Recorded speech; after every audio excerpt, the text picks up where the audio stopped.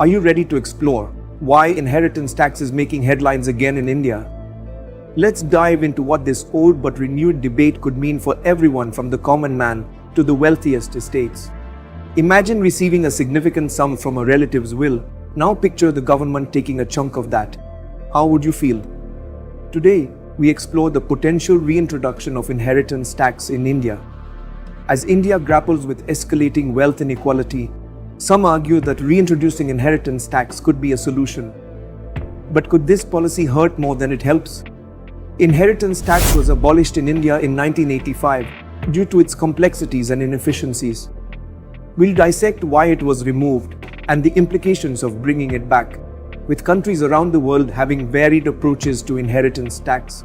What can India learn from them to avoid burdening the middle class while targeting the super rich? If you're intrigued by this debate and want to understand how it could impact you or the economy, make sure to listen to the full podcast and consider subscribing for more insightful discussions like this.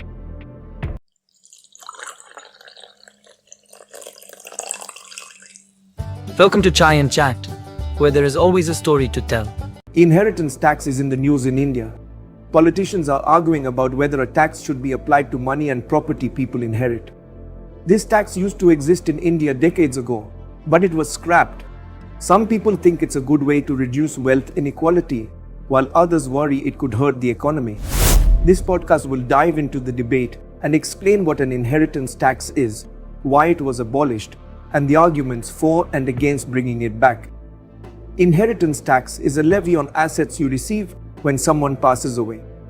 Unlike an estate tax, which is paid by the deceased's estate, inheritance tax is paid by the individual inheriting the money or property.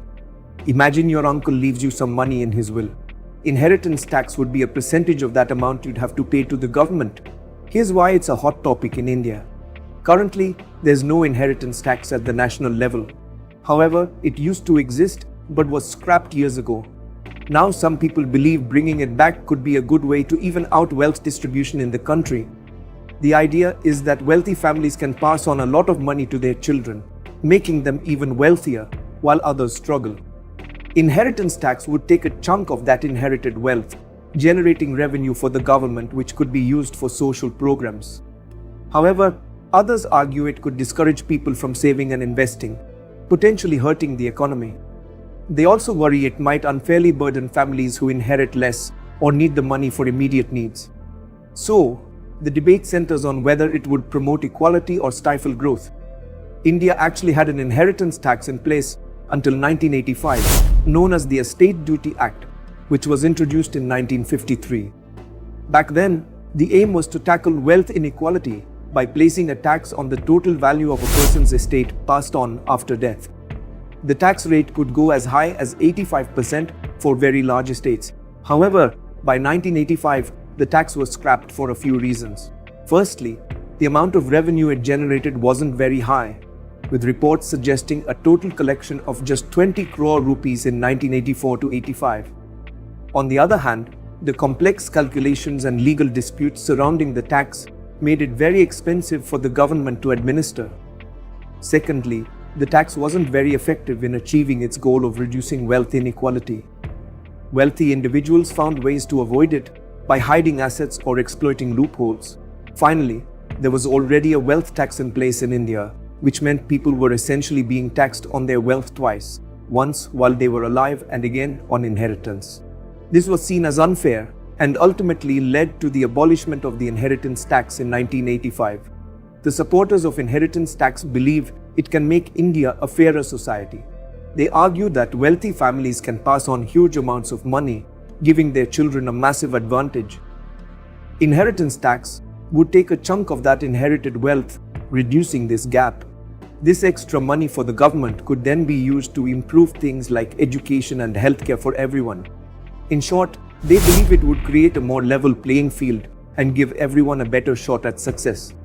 On the other hand, opponents of inheritance tax raise a few concerns. Some worry it could discourage people from saving and investing their money, fearing a big chunk will be taken away by taxes later. They also argue it might unfairly burden families who inherit smaller amounts or need the money right away for things like medical bills.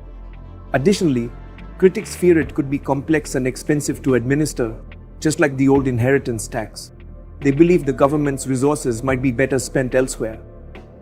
The impact of inheritance tax on the middle class and poorer sections of society in India is a complex issue. In most proposals, inheritance tax only applies to very large estates. So, someone inheriting a small house or a few lakhs of rupees from their parents likely wouldn't be affected. However, for middle-class families who might inherit a larger property, like a family home, the tax could create a financial burden. Imagine a situation where two siblings inherit their parents' house. If they can't afford the inheritance tax on its full value, they might be forced to sell it, potentially leaving them homeless or straining their relationship. Proponents argue that inheritance tax on large estates could help reduce the gap between rich and poor. By taking a chunk of the wealth passed on by the super rich, the government could get more money to invest in social programs that benefit everyone. This could include better education and healthcare, which would make it easier for people from poorer backgrounds to climb the economic ladder. Opponents argue that a complex inheritance tax system could be misused. Wealthy individuals might find loopholes to avoid paying it, while the middle class gets stuck with the burden. Additionally, some worry it could discourage people from saving and investing, fearing a big tax bill later on. This could hurt the overall economy. Ultimately, the effect on the middle class and poorer sections depends on how the tax is designed. If thresholds are high enough to exempt most families, and the tax revenue is used effectively for social programs, it could have a positive impact on reducing wealth inequality. However, a poorly designed system could create a burden for some middle-class families and might not achieve its goal of making society fairer. In the context of the whole world, inheritance tax is all over the map around the world. Many developed countries have it, but the rules and rates vary a lot. In the US, for example, there's a high exemption threshold of over $11 million, so most estates don't get taxed at all. But if you inherit a giant mansion, you could end up paying a tax rate as high as 40%. On the other end, some countries like Japan have much lower exemption thresholds and much steeper tax rates, going up to 55%. This means even middle-class inheritances might get taxed. So, if India were to implement inheritance tax, they could learn from other countries by setting clear inheritance tax brackets with high exemption thresholds to avoid putting a strain on middle-class families. They could also consider a progressive tax rate, where the tax you pay increases as the amount you inherit gets bigger. This way, they could raise revenue from the super rich without unfairly burdening everyone else. Reintroducing inheritance tax in India could face legal and administrative hurdles. Legal challenges might involve disputes over estate valuation, with families and the government disagreeing on the worth of assets. Additionally, there's a risk of wealthy individuals finding loopholes or using complex legal structures to avoid paying the tax. On the administrative side, the government would need a robust system for appraising estates and collecting taxes efficiently. If India were to reintroduce this inheritance tax, then it needs to be fully prepared for these challenges, depending on how well the tax is designed and the resources invested in administration.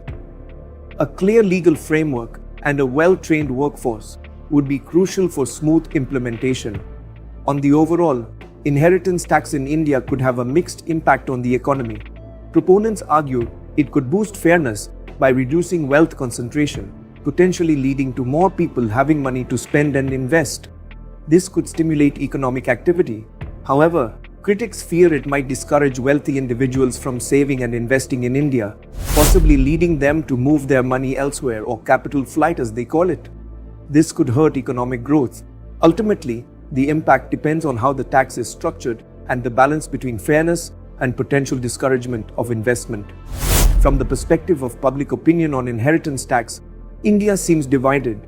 Some people, especially those struggling financially, might see it as a way for the wealthy to contribute more and potentially receive some benefit through increased government spending on social programs. However, others, particularly the middle class, might worry it could become a burden on families inheriting smaller amounts or fear complex legalities involved. Without recent large-scale surveys, it's difficult to say definitively what the average Indian thinks, but the debate highlights the complex considerations involved in potentially reintroducing this tax. The current Indian government led by the BJP has not officially endorsed reintroducing inheritance tax.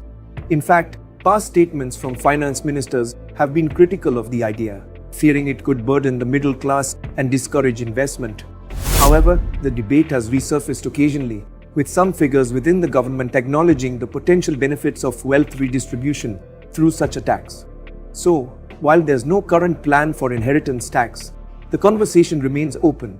The opposition, most notably the Congress party, has a more nuanced stance on inheritance tax.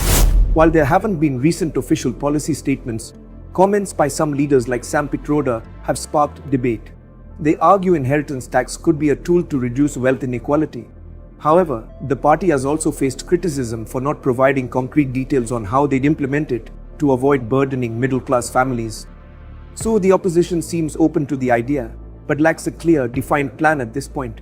As of today, the future of inheritance tax in India is uncertain. If wealth inequality continues to rise and the government seeks new revenue sources, it could be seen as a more viable option. Additionally, public pressure for fairer wealth distribution might grow, increasing political support for the tax. However, strong opposition from wealthy individuals and businesses, concerns about administrative challenges, and potential discouragement of investment could all act as hurdles. Ultimately, the decision will likely depend on a complex interplay of economic factors, public opinion, and political will. Finally, let's address the most important question related to inheritance tax. Is inheritance tax a Marxist or communist philosophy?